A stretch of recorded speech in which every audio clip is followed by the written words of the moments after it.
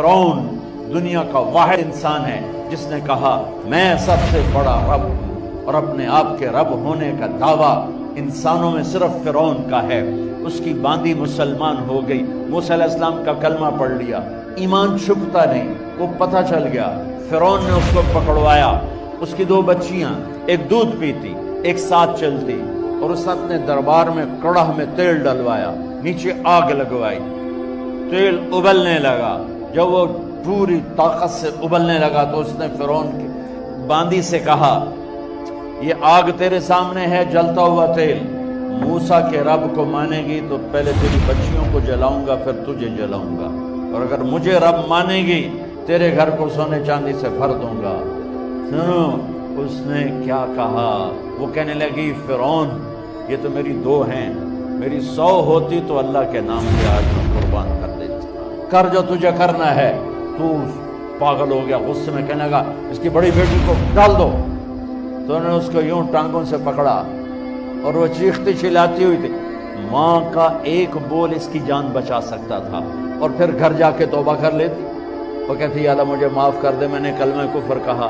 اس کو ٹانگوں سے پکڑا ہوا ہے، اس کے ہاتھ نیچے جھول رہے ہیں، اور وہ اماں بھی کہہ رہی کہ مجھے بچا لو۔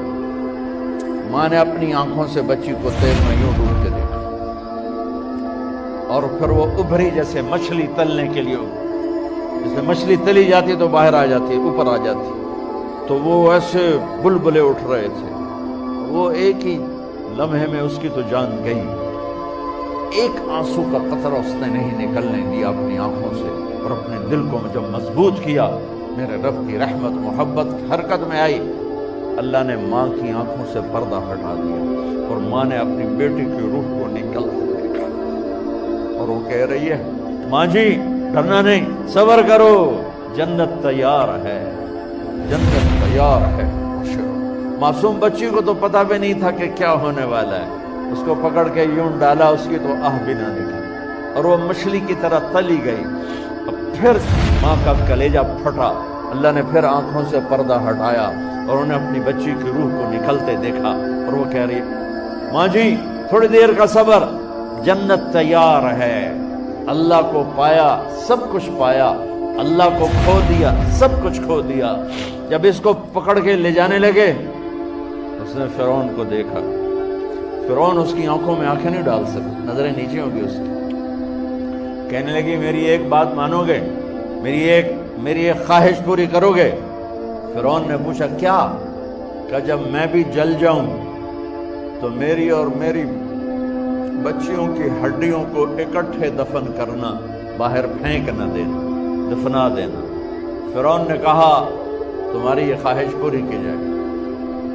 انہوں نے کہا پہ پیچھے ہٹ جاؤ، میں نے اللہ کو جان دینی ہے، مجھے دھکا دینے کی ضرورت نہیں ہے، میں اپنے اللہ سے ملنے جا رہی ہوں۔ سبحان اللہ، جب اللہ مطلوب ہوتا ہے تو موت محبوب بن جاتی، وہ چھلانگ مار گئی، اللہ اکبر کا نعرہ لگاتی ہوئی، ہڈیاں ادھڑ گئیں، گوشت ادھڑ گیا، ہڈیاں باقی رہ گئی۔